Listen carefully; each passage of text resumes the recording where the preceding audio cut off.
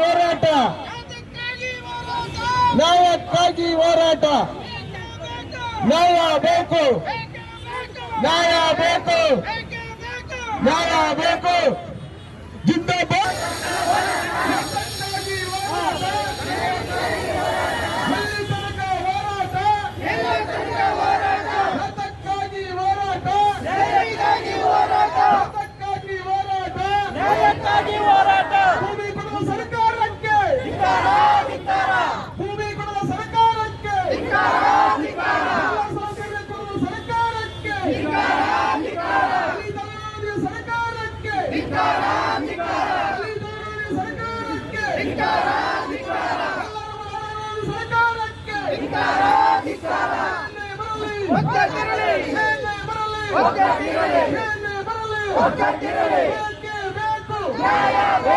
ಈ ಕಡೆ ಬನ್ನಿ ಹೆಣ್ಣು ಮಕ್ಕಳು, ಈ ಕಡೆ ಬನ್ನಿ. ಒಂದು ನಿಮಿಷ ಪೇಪರ್ಗೆ ಹಾಕ್ಸ್ಬಿಡೋಣ ಬರ್ರಪ್ಪ.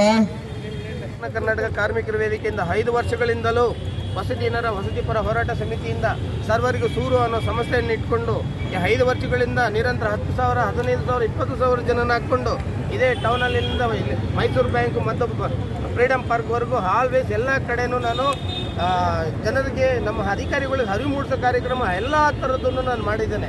ಮತ್ತು ಸಾಮಾನ್ಯ ಜಿಲ್ಲಾಧಿಕಾರಿಗಳು 13ನೇ ತಾರೀಕು 2019ರಲ್ಲಿ 2,000 ಜನಕ್ಕೆ ಕೊಡೋಕ್ಕಾಗಲ್ಲ, 1,700 ಜನಕ್ಕೆ ಅಷ್ಟು ಜಾಗ ಇದೆ, ಅದನ್ನು ನಾನು ಕೊಟ್ಬಿಡ್ತೀನಿ ನಿಮಗೆ, ಅದನ್ನು ಮಾಡಿ ಅಂತ ಅವ್ರು ಲಿಖಿತ ಪತ್ರದಲ್ಲೇ ಬರ್ಕೊಟ್ಟಿದ್ದಾರೆ ನನ್ನ ಕೈಗೆ. ಆದರೂ ಸರ್ವೆ ನಡೆಸೋದಕ್ಕೆ RI, ರೆವಿನ್ಯೂ, ತಹಶೀಲ್ದಾರ್ ಮತ್ತು ಇವ್ರುಗಳು ಮಾತ್ರ ನಿರ್ಲಕ್ಷ್ಯ ತೋರ್ತಾ ಇದೆ. ಮತ್ತು 94C, 94CC ಅಡಿಯಲ್ಲಿ ಟೋಟಲಾಗಿ ಬರಾಬರಿಯಾಗಿ ನಮ್ಮಗಳ ವೇದಿಕೆಯಲ್ಲಿ ಇರೋಂಥ ಜನಸಂಖ್ಯೆನೇ ಸರಿಸುಮಾರು 25,000 ಜನ ಇದ್ದಾರೆ.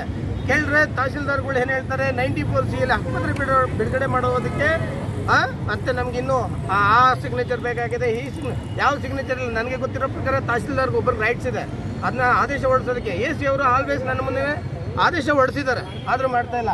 94Cಯಲ್ಲಿ ಒಂದು ಏರಿಯಾದಲ್ಲಿ ಮಾಡೋದಕ್ಕೆ ಅವ್ರ ಕೈಲಿ ಆಗ್ತಾ ಇಲ್ಲ ಅಂತಂದಮೇಲೆ ಇನ್ನು ಕರ್ನಾಟಕನ ಹೇಗೆ ತೂಗ್ತಾರೆ ಇವರು, ಯಾವ ರೀತಿಯಲ್ಲಿ ಮಾಡ್ತಾರೆ ನಮಗೆ ಗೊತ್ತಾಗ್ತಾ ಇಲ್ಲ. ಆಲ್ವೇಸ್ ನಮ್ಮ ಭಾಗದಲ್ಲಿ ಇಲ್ಲಿಂದ ಟಿಪ್ಟೂರು, ರಾಯಚೂರು, ಯಾದಗಿರಿ ಗಂಟನೂ ದಂಡಗಳು ಮಾಡ್ತಾ ಇದ್ದೀನಿ. ಎಲ್ಲ ಕಡೆ ಆ ಕಡೆ ಇರೋ ಅಧಿಕಾರಿಗಳು ಕರೆಕ್ಟಾಗಿದ್ದಾರೆ. ಬೆಂಗಳೂರು ನಗರಕ್ಕೆ ಸಂಬಂಧಪಟ್ಟ DCಗಳು ಮತ್ತು ತಹಶೀಲ್ದಾರ್, AC ಮತ್ತು DT ಮತ್ತು RI, VA ಇವ್ರುಗಳು ಕೆಲಸ ಮಾಡ್ತಾ ಇಲ್ಲ. CM ಕಾರ್ಯದರ್ಶಿಗಳು ಅವರು ಸಹ ಫೋನ್ ಮಾಡಿ ಹೇಳಿದ್ದಾರೆ ಇವ್ರದ್ದೇನಿದೆ ಬೇಡಿಕೆ ಈಡೇರಿಸಿ ಅಂತ. ಎಲ್ಲ MLA ಇಂದ, ರಾಜ್ಯಪಾಲರಿಂದಾನು ಒಂದು ಲೆಟರ್ ತಂದು ಇವ್ರಿಗೆ ಕೊಟ್ಟಿದ್ದೀನಿ. ಇನ್ನು ರಾಜ್ಯಪಾಲಕ್ಕಿಂತ ಕರ್ನಾಟಕದಲ್ಲಿ ಯಾರನ್ನ ದೊಡ್ಡವರು ಇದ್ದಾರೆ ಅಂತಂದ್ರೆ ಏನು ಇವ್ರ ಅಪ್ಪನ ಮನೆಯದು, ಅದು ವಾಚ್ಮ್ಯಾನ್ಗಳು ಇವರು, OCDK ಮಕ್ಕಳು ಇವರು, ವಾಚ್ಮ್ಯಾನ್ಗಳು ಇವರು, ಇವರು ಅಧಿಕಾರಿಗಳಲ್ಲ. ವಾಚ್ಮ್ಯಾನ್ ಕೆಲಸ ಮಾಡಕ್ಕೆ ಇಟ್ಟಿರೋ ಅಧಿಕಾರಿಗಳು ಇವರು. ಇವ್ರಿಗೆ ಇದಿಲ್ಲ, ಅದು ದಮ್ಮಿಲ್ಲ. ಇವ್ರಿಗೆ ಸಂಬಳ ಕೊಟ್ಟಾರ ನಮ್ಮ ಜನ.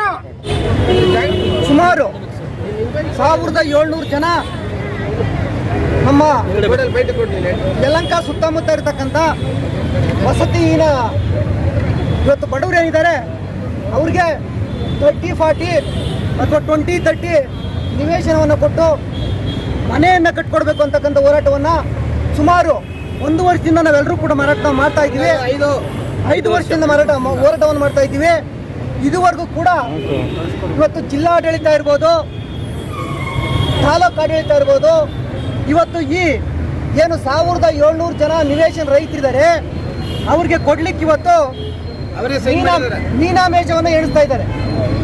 ಈ ವಿಚಾರವಾಗಿ ಇವತ್ತು ಪನ್ನಪ್ಪ ಪಾರ್ಕಿಂದ ಹಿಡ್ಕೊಂಡು ಮೈಸೂರು ಬ್ಯಾಂಕ್ ವೃತ್ತದವರೆಗೂ ಕೂಡ ನಾವೆಲ್ಲರೂ ಕೂಡ ಪಾದಯಾತ್ರೆ ಮೂಲಕ ಬಂದು ನಾವೆಲ್ಲರೂ ಕೂಡ ವಿಧಾನಸೌಧ ಅಥವಾ CM ಮನೆಯಿಂದ ಮುತ್ತಿಗೆ ಹಾಕಲಿಕ್ಕೆ ನಾವೆಲ್ಲವೂ ಕೂಡ ಸಜ್ಜನಾಗಿ ಬಂದಿದ್ದೀವಿ.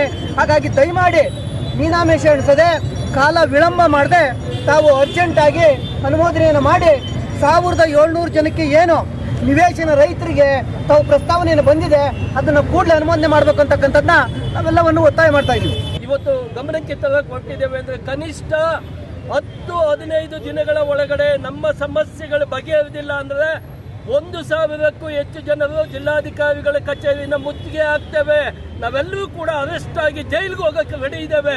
ಇದು ರಾಜ್ಯದ ಅನೇಕ ಕಡೆ ಜಿಲ್ಲಾ ಕೇಂದ್ರಗಳಲ್ಲಿ ಈಗಾಗಲೇ ಸಭೆ ಮಾಡಿ 10 ಜಿಲ್ಲೆಗಳಲ್ಲಿ ನಾವೆಲ್ಲ ಕೂಡ ಒಂದೊಂದು ಜಿಲ್ಲೆಯಿಂದ 1,000 ಜನ ಅರೆಸ್ಟ್ ಆಗುವಂತ ಸಿದ್ಧತೆಗಳು ನಡೀತಾ ಇವೆ.